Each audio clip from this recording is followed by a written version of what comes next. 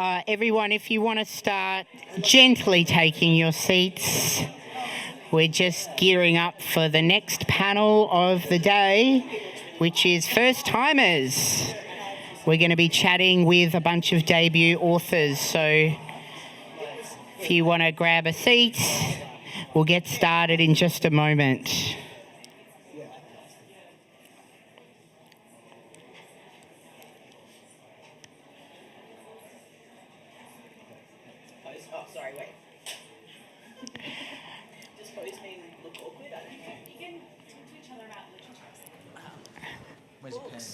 My pen is with Jasper.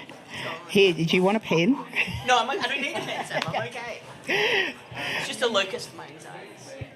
While we just wait for our chair to arrive, I might just let you know what to expect for the rest of the day.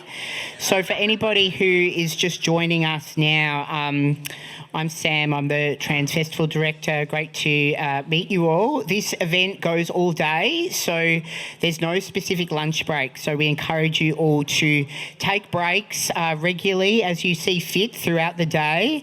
And this is all being recorded and you'll all be able to watch it later on demand on YouTube or wherever I end up putting it. So if you feel like you need to take a step out of the room, you're very welcome to at any time.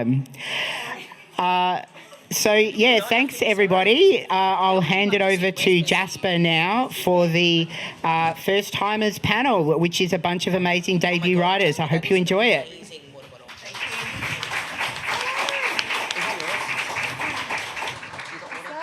Can I have one? You can. I think there's one. Is there one on my? Yeah. Oh my God! What a hot mess. Okay. Hello, everyone. Thank you for your patience. I had to do nervous wheeze. Good. Is it morning or afternoon? It's morning. Still morning. Good morning. Hello, everyone. I'm Jasper Peach. I'm a bit puffed. Firstly, I wish to acknowledge and ground in the fact that we're all on stolen land. I acknowledge as a bare minimum and offer my solidarity and sorrow to the Wurundjeri people of the Kulin Nation, the traditional and rightful owners of the land we gather on today. This always was, always will be Aboriginal land. I extend my deep respect to all First Nations people present today and watching online on demand, and wish to extend my respect to elders past and present. I also extend my solidarity and embodied grief to Palestinian people, particularly those who are members of our international LGBTIQASB+ community. And a warm welcome to our panel members today, all dear friends who I've connected with through being part of this writing community, but also queer community.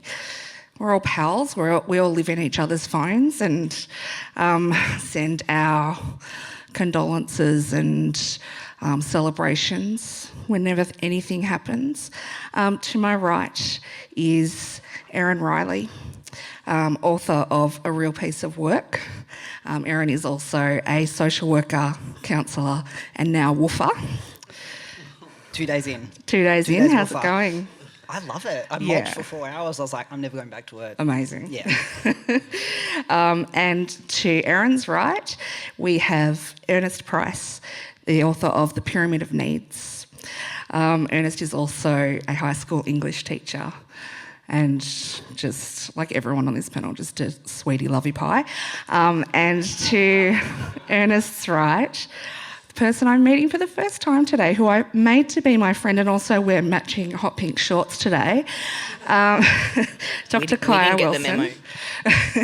Dr. Kaya Wilson, the author of As Beautiful as Any Other. All members of the panel, myself included, have had a recent experience of being a debut author over the last few years. Oh, I should mention as well, Dr. Kaya Wilson is like a tsunami scientist. What? Amazing. I love how you respect the doctor when no one else in my life does, but I love it. I like to give appropriate honorifics. Yeah. Sometimes I make them up. With my insurance company, I became doctor because I didn't care for the options they gave me. I have no doctorate of any kind. Fuck the police.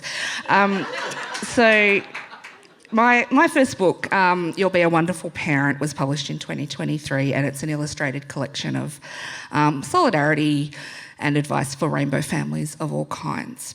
So between us, I'm sure we sort of have a wealth of stories ranging from triumph to dismay and everything in between. We share so much common ground, and we've all come to this place from different directions and perspectives. I feel like and as we can see today, our community of trans, gender diverse and non-binary authors is tight-knit and expansive. Globally, we support each other, we talk about each other when we're not in the room, we talk each other up. We recommend each other for speaking gigs and editing things and, all that kind of stuff that goes round and round. Why is paper so unwieldy? More is more. Each trans author is vastly individual in our work and approach, and the greater our reach, the safer our community and the better it is for every human. So could we start with, I'm going to ask you to go back in time. Darling beloved Erin Riley, could you share your elevator pitch? Oh God, no. No. Oh, yes, let's try. Let's pretend your book is a new friend and you're introducing them to me at a party. What would you say? I feel like, in brief, it is a trans memoir, but I feel that doesn't quite capture it. I think I wanted to write a book about social work, and I wasn't academic enough, and I put it in the the back of my mind, and then I was like, I can actually tell this story through my own. So it's a book of essays, essentially, around coming to terms with being a trans person, figuring that out quite late in my life. I'm 40 years old. It took me a very long time, and also kind of looking at the structural things that I think are connected to transphobia, and bringing and kind of looking at all the structural elements of, I guess, what made that hard for me to kind of capture, what made that hard for me to notice in myself, but also, I guess, like the links between these systemic problems. So I wanted to talk about my work in social work, but connect it to larger, like, structural problems around racism, colonisation, how othering happens, and also the ways in which, I guess, oppression happens in families of origin too. So looking at sort of like how these oppressions happen on multiple levels. And I mean, it's also a pretty silly book too. But look, that's really not a very good elevated pitch. But It's all of the above. It's been a while since you've had to do the yeah, it elevator really pitch has as been a well. while. You're getting reacquainted. Yeah, I am getting reacquainted. But yeah, I guess it's a book of essays about being a marginalised person, and the main character of the memoir is kind of this marginal person that creeps around the edges, which probably says something about needing to centre myself a bit more. But yeah, I think that's its aim, really, is to kind of make visible trans people and trans lives, and be the book that I guess I needed as a little person. Yeah. So we have two well, I'm a memoirist as well, but no one's read it yet because I will never finish Michael Earp. It will never be good enough or perfect enough. I like how you made that sound like an act of defiance that you're not going to finish it. I like it. It's a promise, a sad, sad promise. Dr. Kaya, you are also a memoirist. And Ernest, you are what's it called? What did you do? You wrote a novel. I wrote a novel. Yeah, that thing. I'm not good at the words for things. Better at the feelings. But I feel like there's a bit of an echo of what Erin was saying about writing the book that you needed to see. Does that ring true for both of you, either of you? Writing the book I needed to read. Yeah, it felt like it at the time. It felt like everything at the time felt very singular in my experience and in what is available in literature. And I can't say that that's how I approach creativity. It was more an experience of what just came out of me, and it was about creating a private space to be myself, which I think queer people and trans people relate to and do very naturally, and have really learnt that skill. So my intentionality with creativity is to give myself that space. It's not to create something that I have a design for. So it's not necessarily for an external gaze? Well, it has to be in the end, right? Like we don't live in a vacuum. We don't live a singular life. Yeah. But I needed to protect myself Yeah. from the gaze in order to write it. Yeah, what's that thing of write with the door closed, edit with the door open, or is it the other way around? I don't know. I can never do it. Stephen King, yeah. Yeah, good old Stevie. And your book as a memoir, I mean, it's been a few years that you've had this book out and people know all these things about you that are intensely personal, if no longer private.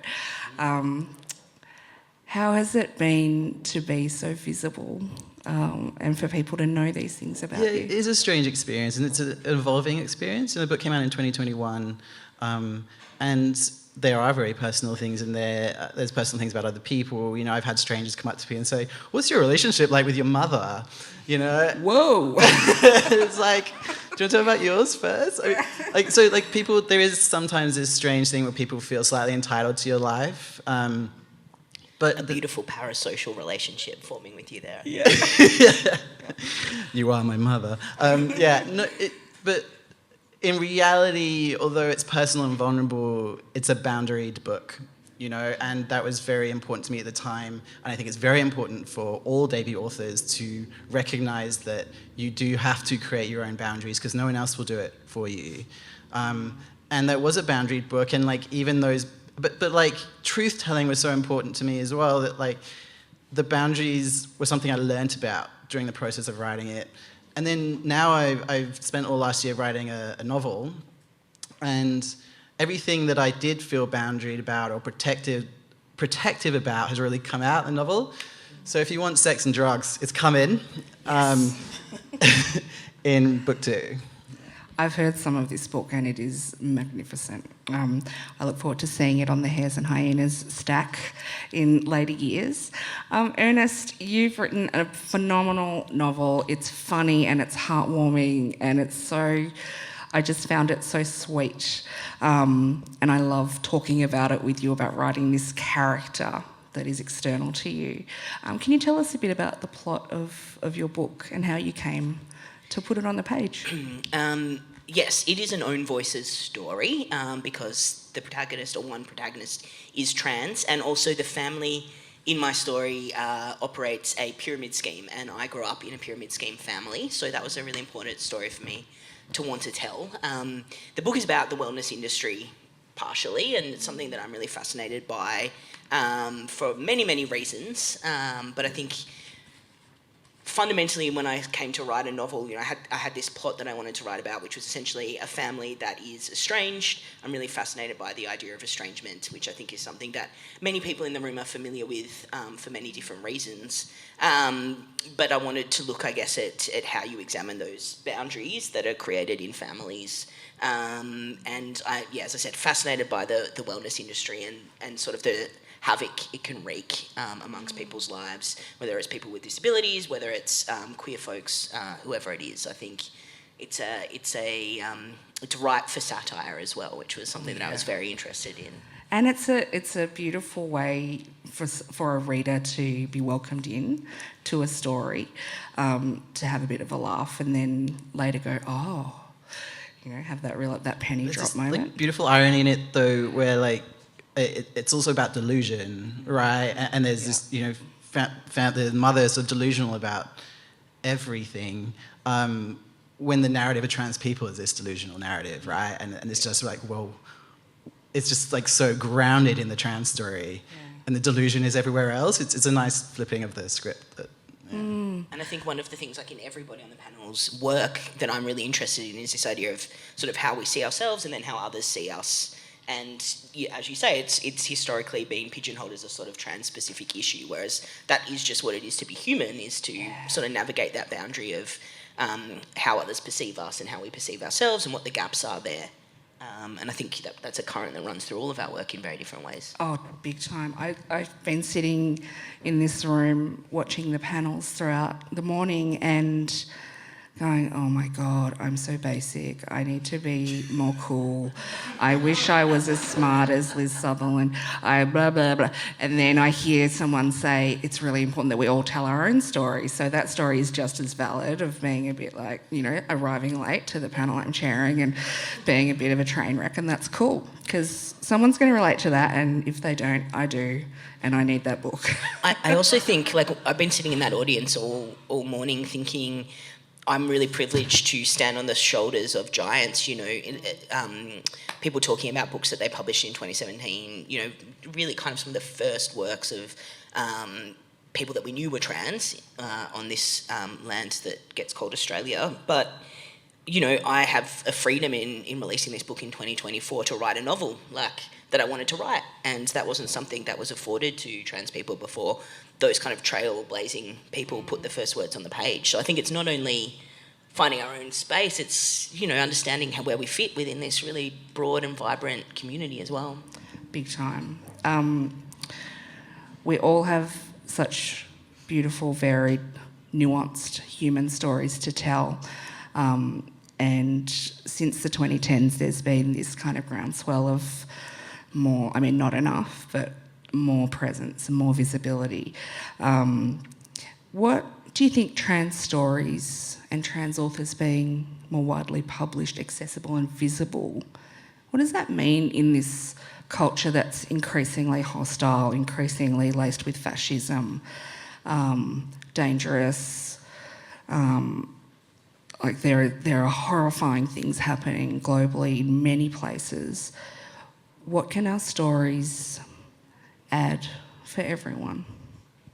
Erin, do you want to start?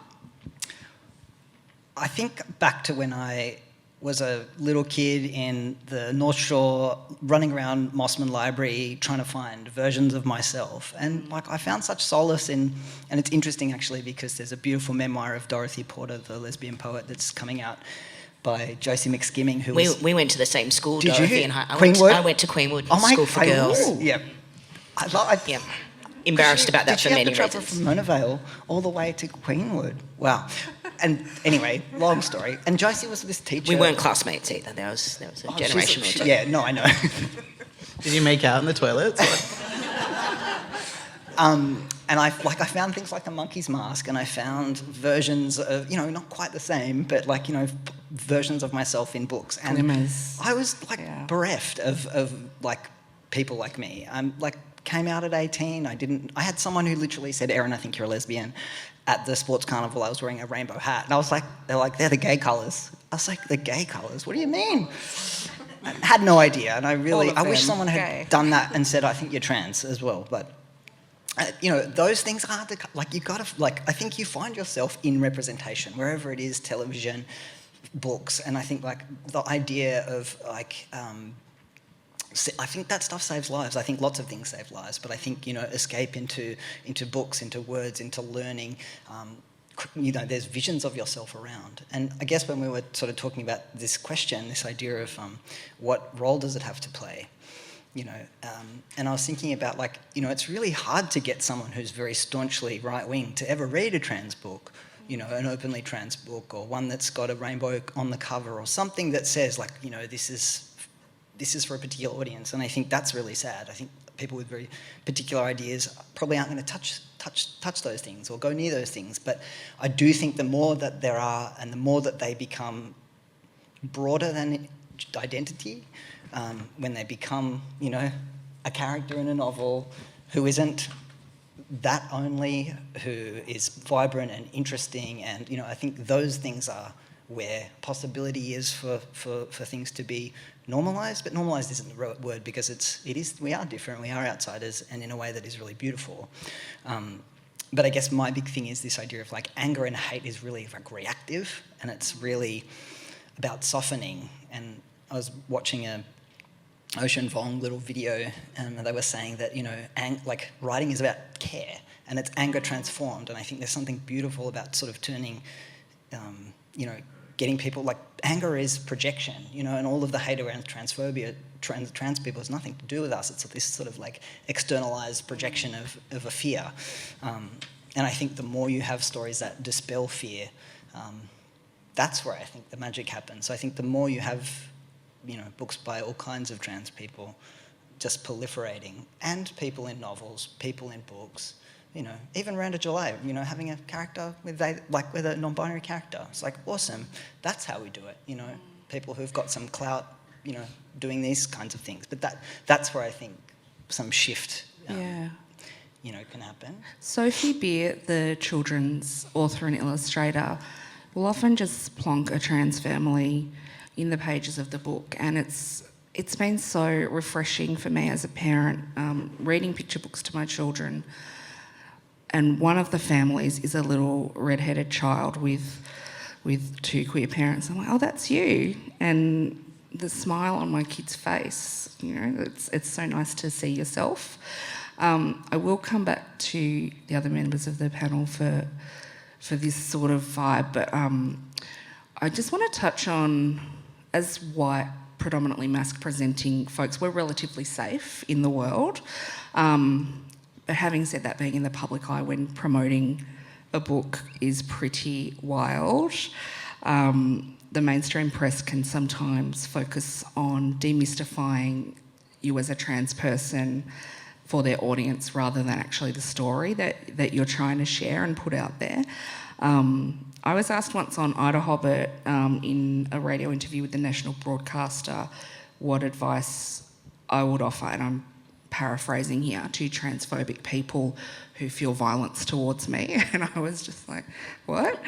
But I was also in PR people-pleasing colonised mode.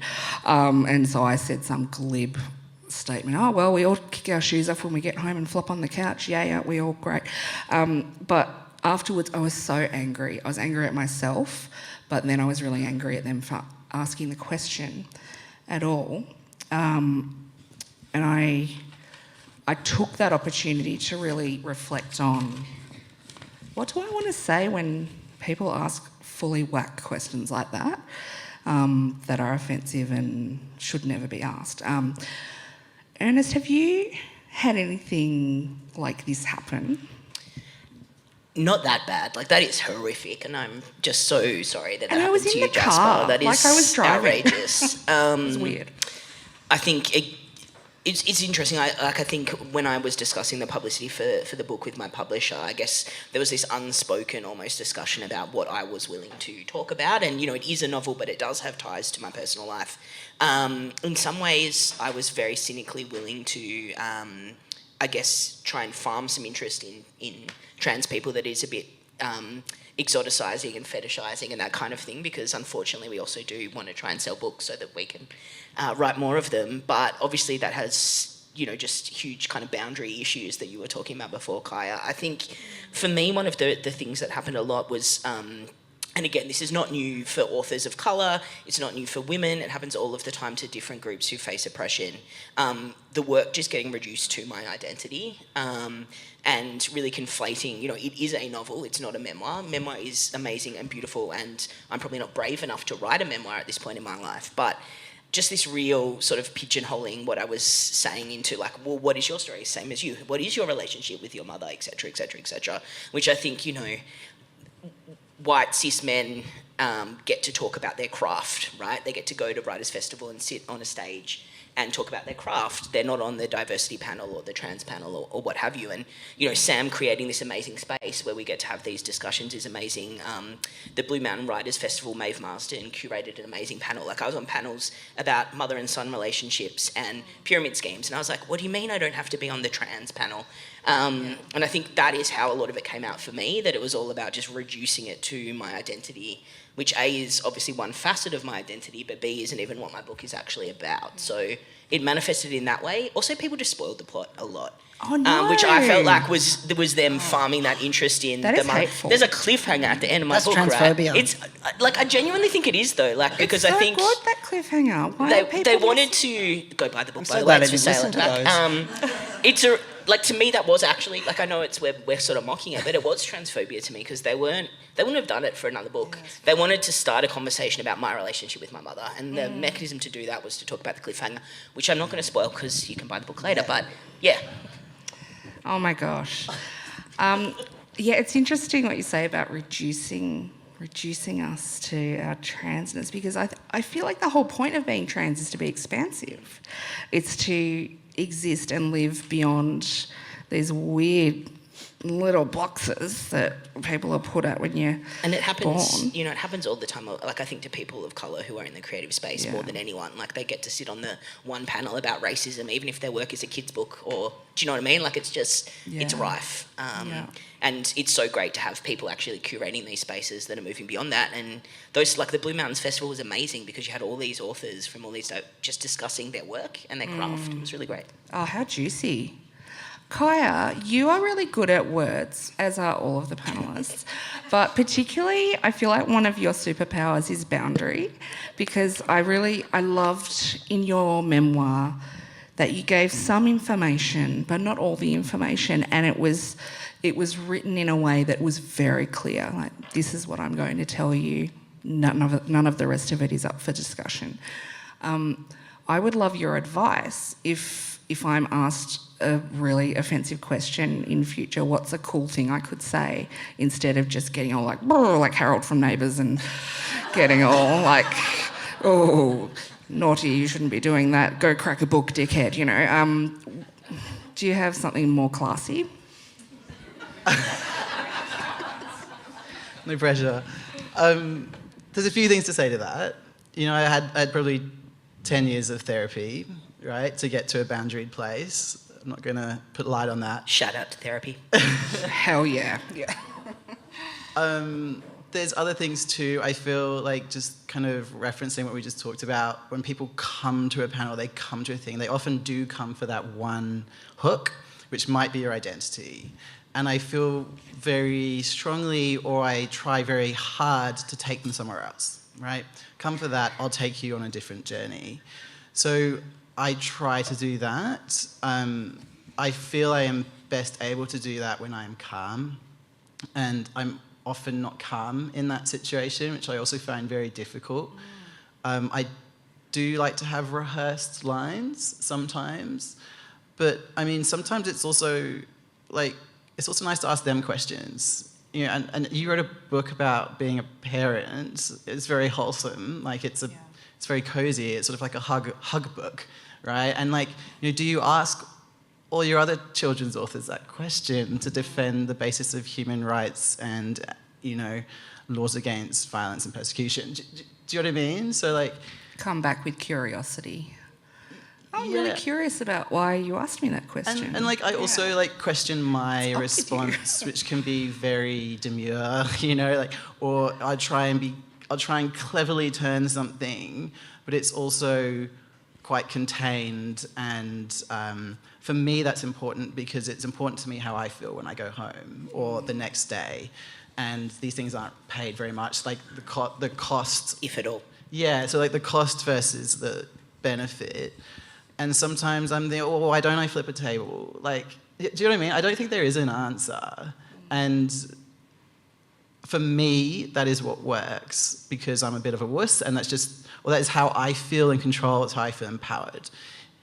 If flipping a table works for you, like, I just think do it, you know? Like, I just, it's like I'm creative so worried practice. that I'm going to flip a table because of what that will be the thing that sticks. You've got a room full of people who'll back you as well. Jasper, can I give you a quick shout out at this question as well? No.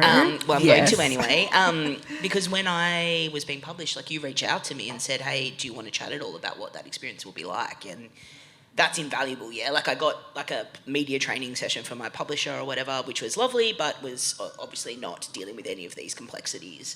And it wasn't from a person who'd lived that experience. And so you reaching out and saying, you know, here are some things that happened, here's how I navigated it, and just opening that thought process up to me before I published. So that's incredibly generous. And it's also an act of solidarity, like some of the other panellists have talked about, the importance of solidarity amongst the queer writing community more broadly. And I think offering each other that support and that education that is, you know, that a cis person isn't going to be able to do the same way I couldn't do it for a person of colour, but like, you know, that just that solidarity and that understanding amongst, that was such an incredibly generous act that I think prepared me for that publicity as well. So people like you really who are doing glad. that work is pretty And that's the stuff that's important. fostered in queer community, right? Like, you just have that intrinsically inside you.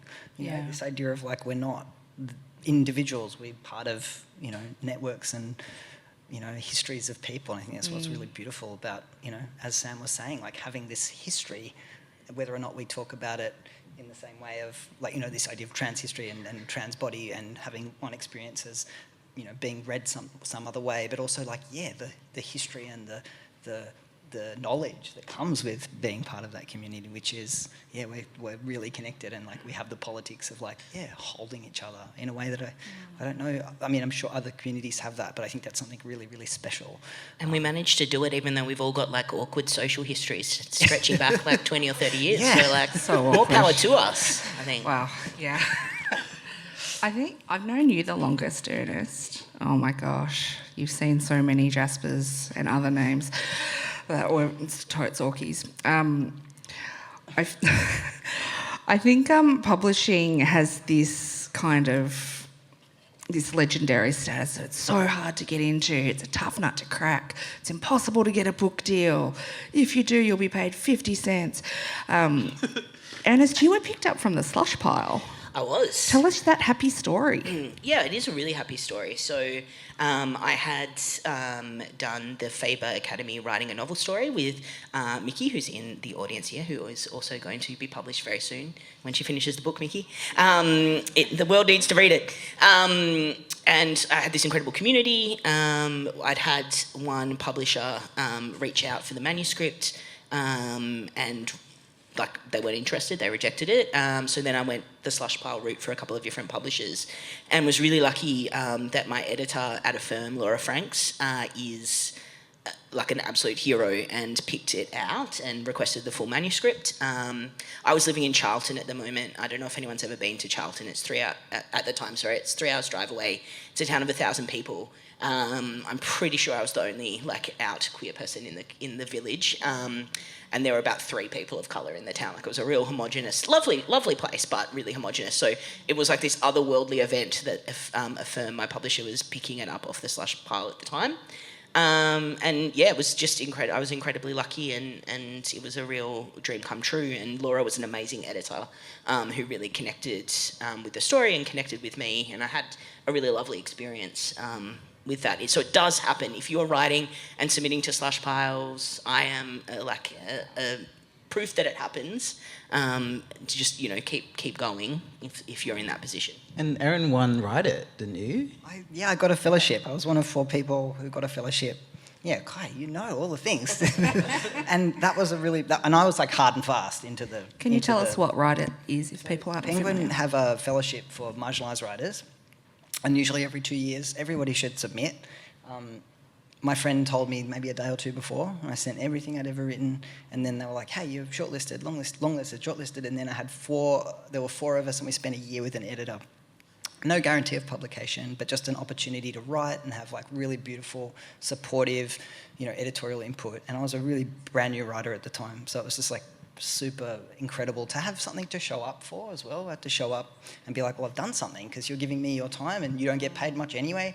It's an ecosystem. Yeah. And then at the end of that year, they acquired 2 of the books from 2 of the 4 of us, you know, were offered a book, which was an incredible... Like, I was just happy to be shortlisted. That, you know, I didn't care. I was like, oh, I got listed for a prize. I'll keep writing. Yeah, so that was my story. And microdosing that affirmation amongst the rejection, like you just got to keep throwing stuff out there, and you get rejected, but then you get like just like a little tiny glimmer. And I it's feel like, like all right, I'm in. a good rejection is like... I feel great about a good rejection. Yeah. Like I'm not that involved. I got a really lovely rejection recently, and I was just like, oh, that's really nice. I'm a bit closer. I saw something saying, was this a Varuna residency? Yeah. I saw that and it said highly commended, and I looked at your name and I was like, good on you. But like, this is the sort of stuff where it's like, yeah, like this idea of someone engaging with your stuff and saying, hey, this bit's a bit bad, maybe you could do this. Someone did that to me once and then I made it better. And I was like, this is great. And you don't have to do that because they're reading thousands of things. Yeah. To say, hey, I like this, but this could be better. Like, I don't know, like I think there's something really nice about that. And like, who do I expect? I don't expect to be a fantastic writer 5 years into starting to do this, you know, like I feel very grateful to have been shot out I feel like I've gone down that, you know, those wild swimming lanes. Here I am at the Wheeler Centre. I know. It's so cool. The green room is so cool. I was in there alone for a good 15 minutes. I'm the only queer who shows up on time. Erin and I watched you walk down, and we went, nah, we're staying in the I was audience. too scared. I was too scared to do the anxious babies at the back. Kaya, what was your pathway to publication? My pathway to publication, I won the only prize that has no cash. No, I started writing. That's an authentic publication experience, though. That's not setting you up for... I started writing. I have to say, transition for me was very much about connecting with my body, but also my expression, and the ability to express myself really shone with transition. And I actually wrote my first sort of 1,000 words essay that I'm proud of the day I came home from the doctor, to explore the concept of maybe medical transition. I'm pretty sure I had that conversation too. And I was like, wow, this is real discrimination, and I feel the need to talk about it, but it led to something else. I stopped writing about, like the dartboard of trans life and started writing my own expression. So I also felt new and still feel quite new. And so I did submit to things. You get things published, it feels good, I entered every emerging writer competition, of which there are actually quite a few in Australia, and I was shortlisted for several. I didn't win any. Then I won the Varuna Fellowship, which came with a manuscript assessment from Picador, which was Matilda Imler, who lives in Melbourne. She no longer works there, but she was incredible. And I also approached someone who I knew who became a agent during that time, and she took me on, and with that sort of triangulation of having some credibility and publication records with an agent, with this manuscript assessment, I got a deal with Matilda. Yeah. Amazing. I know that we've talked about this a few times, but I accidentally listened to Kaya's audiobook because I thought it was someone else's book who was a friend of a friend. I was like, yeah, I'll support that friend of a friend. And tumbled into this story that was such a key part of my own coming to understand my gender and my identity, and I clung to that book like it was the only thing holding me upright, and I loved that it was your voice reading it to me, and I felt like I had a fully parasocial relationship with you, and then I forced you to be my friend. So make friends today with lots of people. It's very nice. Are there books on the panel for people that have a similar kind of role in your own becoming and expanding into yourselves? Do you want me to start? I've got quite a list. Yep. I'd say Ocean Vuong that you mentioned, On Earth We're Briefly Gorgeous, incredible novel. For me, my sort of heart book that I read when I was sort of 17 and really stuck with me, God of Small Things by Arundhati Roy. I really find I connect with the writing of the African American civil rights movement. So people like James Baldwin. I feel like there's a really great intergenerational tradition of resistance that we can really learn from, and I think it's like very well published and expressed.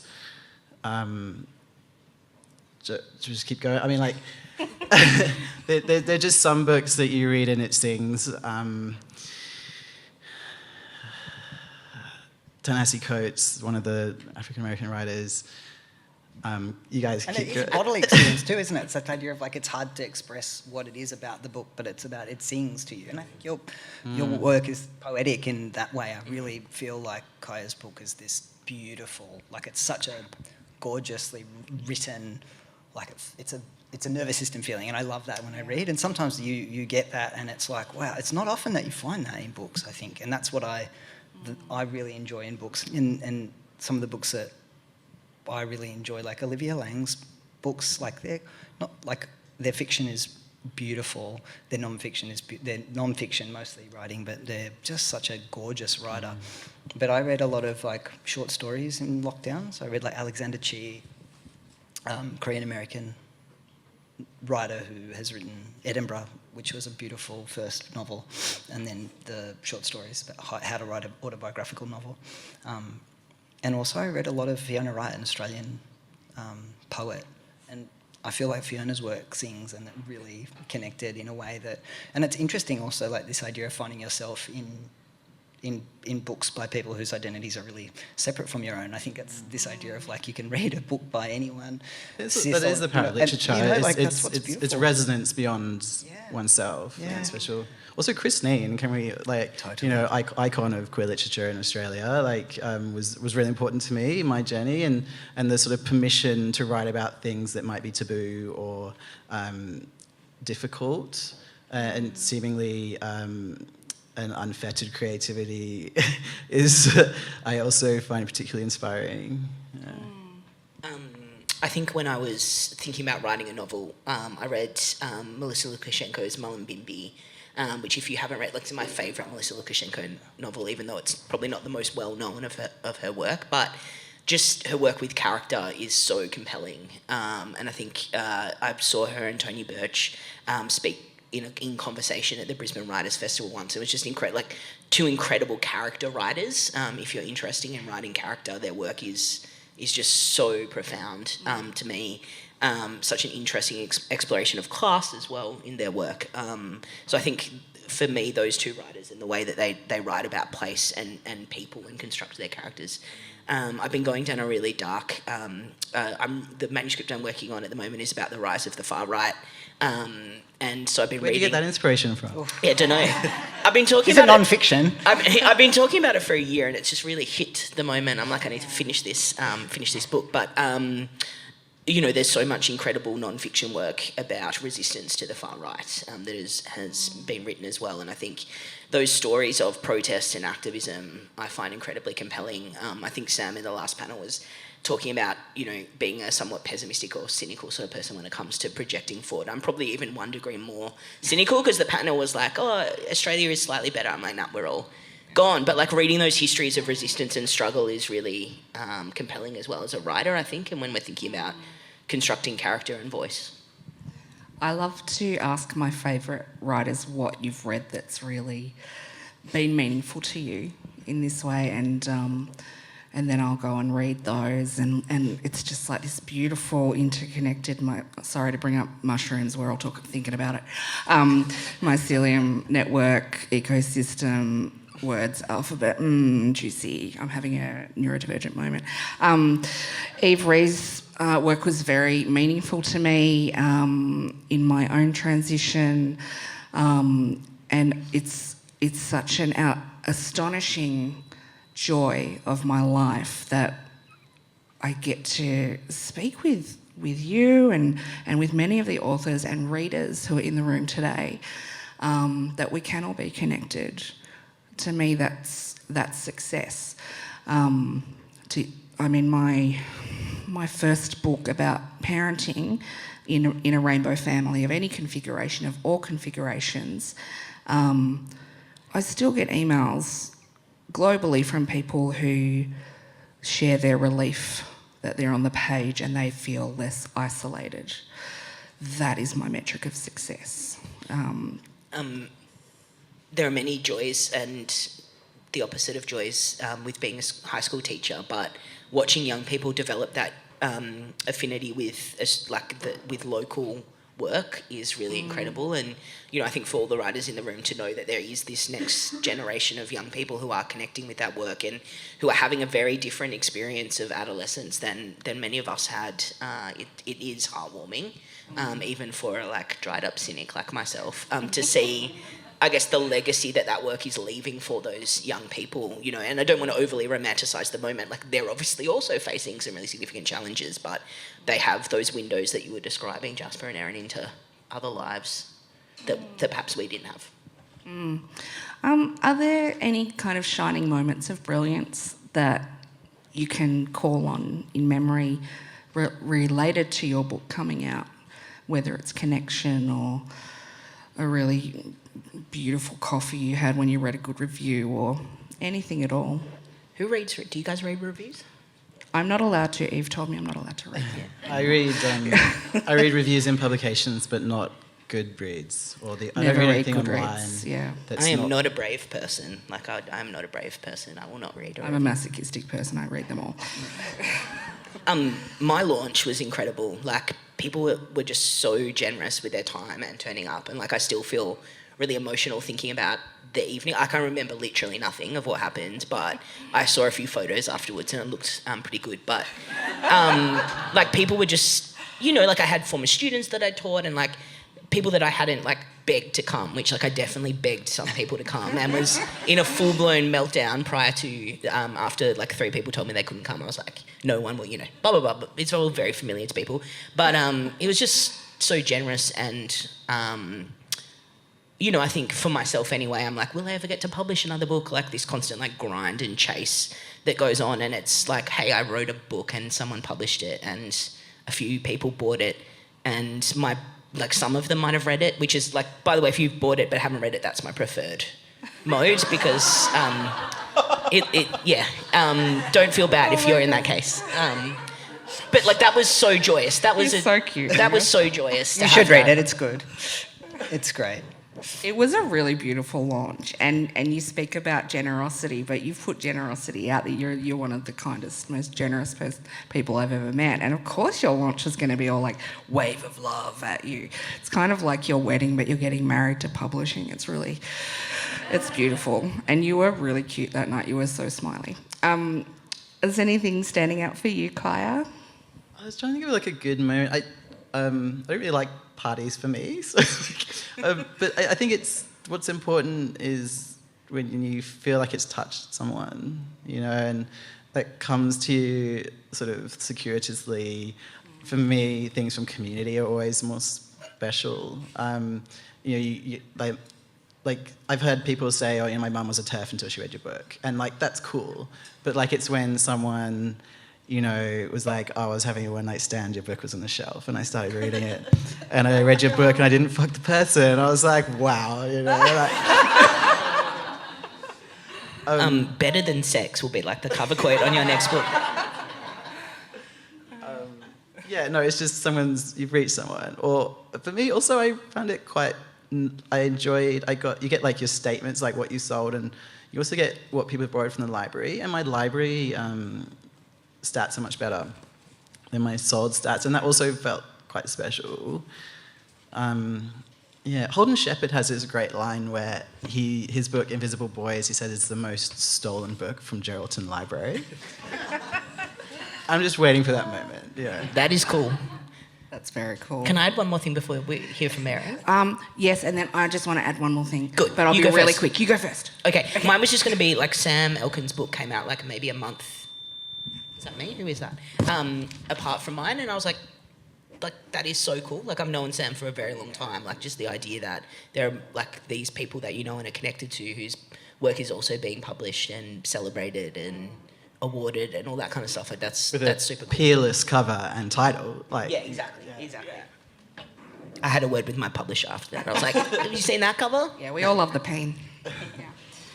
What I wanted to add was if you are at your local library, borrow all the trans books you can find and then just put them in the return chute if you've already read them. And if you work in a school or university, say that you photocopied the hell out of trans and queer books as well, because that also helps. you can also read them. You can, but once you've read, then lie about how many times you copied it, because that helps people out as well.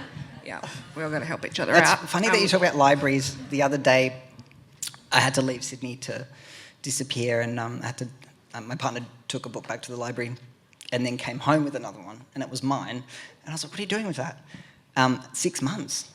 They were waiting for it, and I was like, take it back, you've read it already. So that was kind of cool. That was a nice experience to be like, people at Surrey Hills are waiting 6 months. I don't want them to wait 6 months, but that was a cool thing. I had a really beautiful launch too at this beautiful jazz club in Sydney called the Vanguard, and when I went in there, it was like I was at an event, and I was like, this is my event. And I bought an outfit for it, which I'd never worn again, like it was my birthday. And I had a really beautiful time. And I think like having people write to you and just say this was really meaningful, like profoundly validating of the work. And I think also I've just had like a really beautiful reception, and I think I was kind of prepared for people not to enjoy the book, people to, I guess I was worried about TERFs and things like that. I mean, not super worried, but It's there in the back of your Yeah. head, though. I think whether it's based on reality or not, it's always. And I think talking about like being visible, that was absolutely a choice for me. I was like, if I publish this, there is no going back, and societies are unstable, and I forwent the ability to go stealth, and I was like, that is a absolutely intentional thing. And part of me, when I think about it, is like, I think I did that intentionally. But it's real. I mean, look at America. Like, it really is real. It's also just wild though that like I just started at a new school, and a colleague said to me, you've chosen to put yourself out there, so you should be ready for what you get. And it was like a very threatening dialogue. And I was like, what do you mean? Like, by publishing a book and exist? Do you know what I mean? Like, in my mind, I am like the most conservative version of myself that I've literally ever been. I'm like masking so much about myself every day to exist in a school as an educator, and here's someone being like, "You're so out there by what? Existing. Like Living your life, existing, doing the like things you writing a enjoy." book whilst trans." Like, I don't know what that weird like, and obviously I understand that like I could be stealth there, and they would just probably think I was a gay cis man, but. My partner and I joke about it all the time that like everything trans people do is a radical act, and like we'll just be like, oh, having a glass of water is a radical act. And, like, but it kind of feels like it sometimes. So you got to kind of live your life and like try and separate it out. And that that connecting with other people, that the fear does dissipate. And I've had beautiful experiences at writers' festivals and made wonderful connections. And I love the green room. I love being on that side. Especially if there's good food. Yeah, when other people show up. So yeah. Hey. Yeah, like I've had very beautiful experiences, and the fear was bigger than the reality. But I think in spaces like this, we need to acknowledge that it is absolutely there. I had some really nice emails from really, really elderly readers. People being like, I am 89 and I read your book I borrowed it from the library. And I was just like, that is not who I thought the demographic was for any part of my book. But it was just, I feel like I had probably my last significant internal ageist barrier is to be like, people over 80 are going to be really transphobic, and here are these people just going out of their way to write to me for no reason at all except to say that they enjoyed the book. Your story is very accessible. It's a really beautiful pathway into understanding facets of humanity, like pyramid schemes, fascinating. And then there's like the trans element as well, but the pyramid schemes, wow. We've got... I'll get in trouble if I go over time. I just want to get an indication from the audience. Do we have questions in the audience? Don't be shy. I can see Jax has a question. Do we have more than one question? I will ask another question, and then Jax, I will get someone to come to you with a roving mic. Thank you. Do you want to talk about what's next? Is that something you want to talk about? Okay, good, because sometimes that can be like, it's none of your business. Can we start with your memoir, though? No, yes. It's very hard to ever disagree with you because you're so sweet. So I'm working on a memoir called 1,000 Spinning Plates on Fire. I would read the hell out of that book. I cannot wait. I can see the cover. I know what's going to be thinking the same. Yeah. So it's obviously a neurodivergent memoir, and it's about being queer and disabled and in a fat body and trauma and all that stuff, and just lots of silliness as well, and learning how to be gay from television and radio, and then realising that wasn't quite right, and then meeting some homosexual men and going, I like their clothes, and then thinking, I could be a pin-up lady, and then going, and then going, oh, okay, I get it now. We've all been there, right? I cannot wait. I absolutely cannot wait. Yeah, so that's what I'm working on. I'm really sick of thinking about myself, but I take little breaks and then I'm like, oh, I'm interesting again. Yeah. How about you, Erin? You're woofing. You're doing some organic farm work. I'm just enjoying writing more essays, and I really hope to put them into a collection. And I've taken a year off because I'm really burnt out from the work I did in I was actually working Don't with know why. marginalised queer people Yeah. for the last couple of years. And I think, and I'm interested in my helping as also something that I've inherited as a legacy of trying to make up for not being good enough.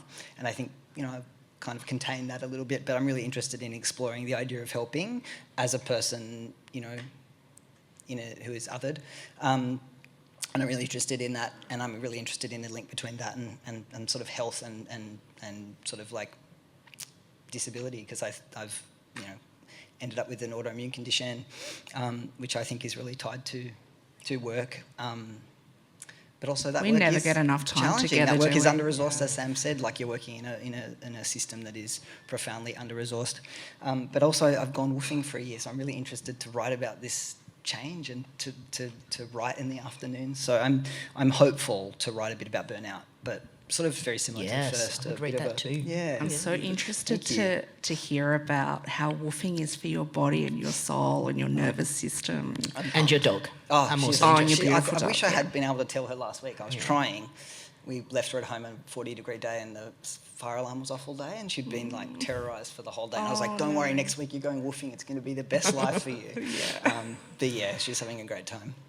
I, as I briefly alluded to, am writing a novel called Complicit, working title Complicit, which is about a 17-year-old neo-Nazi who commits a terrorist attack, but he's not really in the book. It's about 8 different adults who had a chance to intervene but didn't for a range of different reasons, and it's mainly about being a white person and my responsibility for racism and for this kind of climate that we're in at the moment. So I'm really buried in that. I want to put it out in the world as soon as possible because unfortunately it is the right moment for the book. Yeah, I'm going to eat that with a spoon. I can't wait to read that. Feel free to tell someone to publish it when it's done as well. If there are any publishers in the room with giant novelty checks, we're all here.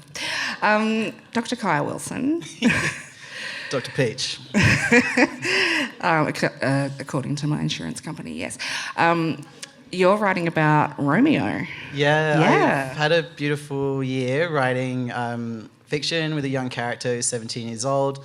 Chose the name Romeo. It's a bit of a riff on Romeo and Juliet, but it's also very much classic hero's journey, kids, but the sort of the call to adventure is to Tropical Fruits Festival in Lismore, where they sort of, use a fake ID and get in and explore people. Explore people. I'm seeing the references to sex and drugs. that you were Explore others in earlier. themselves, and it's sort of wholesome and fun, and I had a really good time writing it. And researching it? The research had been done, but yeah, actually, it was very much there was, referencing the 10 years of therapy, there's the sort of theory of the parts of oneself, and it sort of ties in with Buddhism, and you sort of bring these different parts of yourself onto the stage, and that is absolutely for me what fiction writing has been, and it was actually really healing to bring that very uncool, awkward young person up onto the stage and let them have lots of misadventures in a safe community. I had a great time. And also I just feel like I'm in a place of my life where I can write, and I work 4 days a week, I write 1 day a week, and it's a huge privilege, and I've got another project that I'm backing this one up already, so that on itself feels exciting. Yeah. I'm excited for all of these things, and I'm excited to hear from Jax. Can we have a roving mic? Oh, you've got it. Hey, I don't really need to ask a question now. I mean, I was going to ask something serious, but then I thought, no, that's not a good note to end on. So I guess one of the things that I was doing when I first started tea is I'd wake up at dawn and read trans writing and feel this sense of expansion and hope for the future that I hadn't felt in a very long time. And I remember really vividly one morning waking up and reading Liz Duck Chong's story about, and it was amazing because she shared it on the video this morning, about plants in lockdown and the feeling of expansion you get when you take care of yourself and your body and affirm who you are.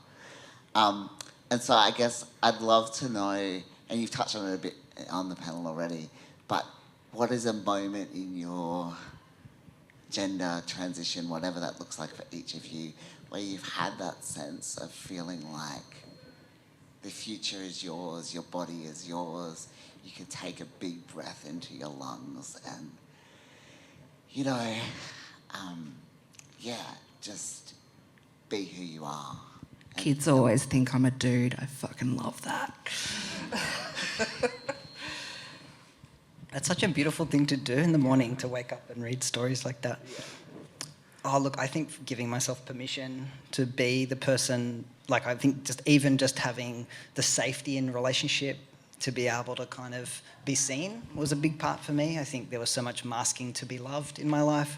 And so I think to find a safe relationship and also be in safe connection with friends and community that enabled me even the space to think about that and consider that and to be supported in that was the big moment for me. And I write a bit about, you know, that moment in my book where my therapist was just like, you know, that can be for you. And I spent, you know, years maybe like you, Sam, watching videos of all these other people having this life and telling myself the story of like, it's okay. Maybe that's not for you. And also I think like partly also, it's funny actually, one of the nice things about the book is I figured out I was autistic because someone said, I love that, I'm autistic too. And I was like, yeah, it's an autistic book, isn't it? And, you know, that came a bit later, but piecing those things together and then understanding why the middle is a space for me as well, you know, because that was not quite something I could identify. That this very binary place wasn't for me, and so this kind of consideration of there's space for you somewhere else. But I think that thing of just being sort of given the space of safety in relationship to then go, yeah, actually this is for me, and that was really nice. Yeah. And we have to be quick because we've gone over. Sorry, Sam. Good to see Jack's looking very swarthy.